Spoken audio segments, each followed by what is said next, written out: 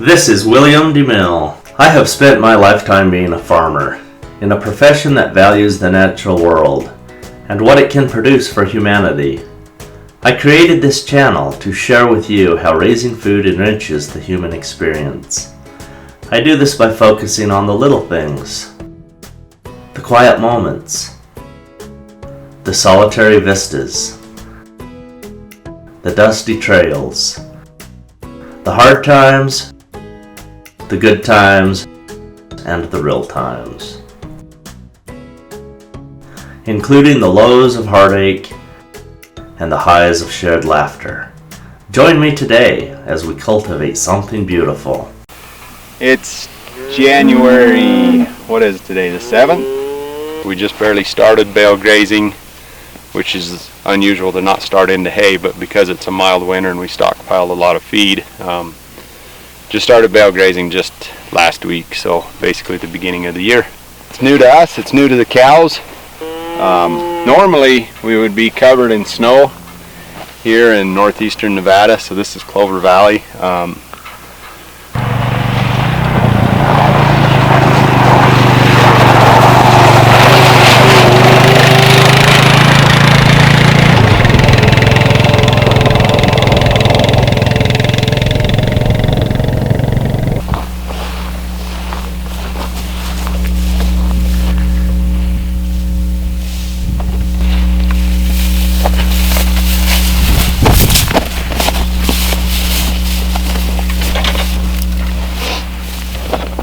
I'll just go put this up on the next stretch of fence and then we'll coil up this one.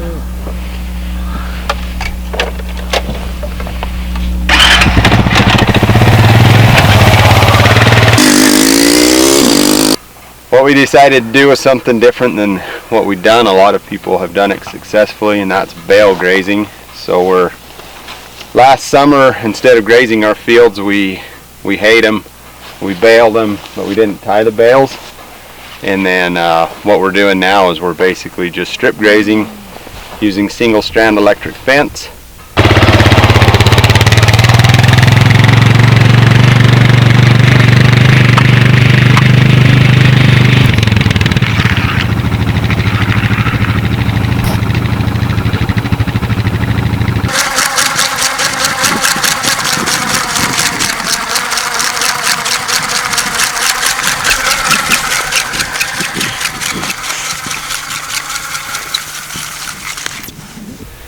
And we're just given 2 days worth of bales, so 2 days ration of feed to these cattle at a time.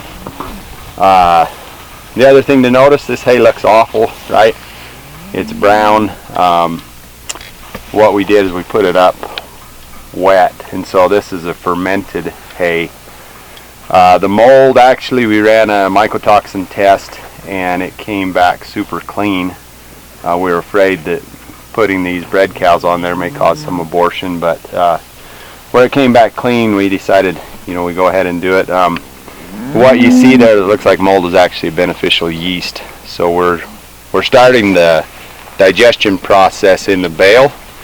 Basically, the bale will heat up, it'll start to ferment, and then that'll break down the lignin and the cellulose and those things that are tougher to break down in the rumen. So when it hits the rumen, you've got less feed that bypasses through in the form of manure, and more that goes into meat and milk and energy and all the things the cow needs, especially this time of year.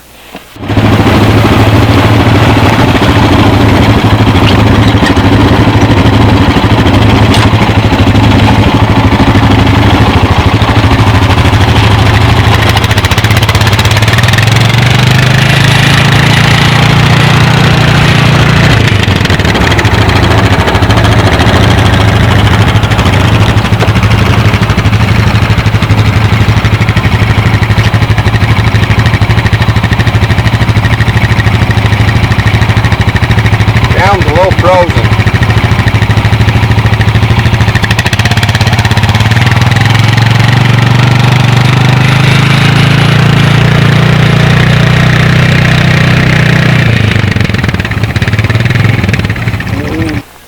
These cattle are not ours. We custom graze cattle. These cattle belong to the Heaton family out of southern Utah. And so we've got nearly 400 acres that we're going to go through here in the next 4 months. So that's what we're about.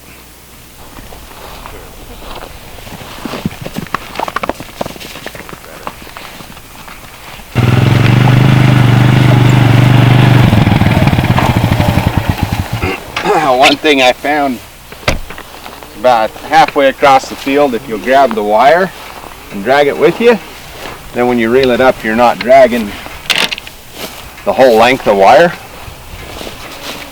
and it's a lot easier to reel up.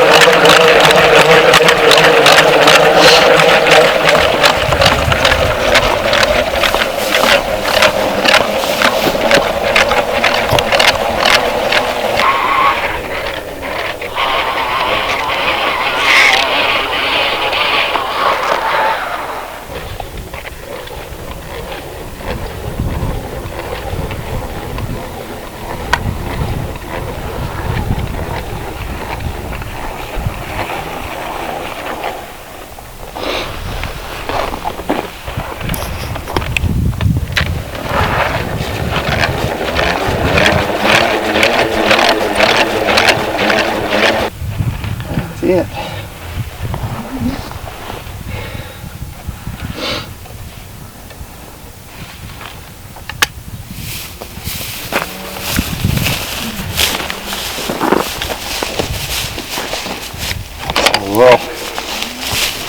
We'll go ahead and build our fence for the next move. I like to do it in the afternoon because the ground's not quite as frozen, and you can kind of drive a post in the ground, so whereas in the morning it's going to be frozen pretty solid. So let's see.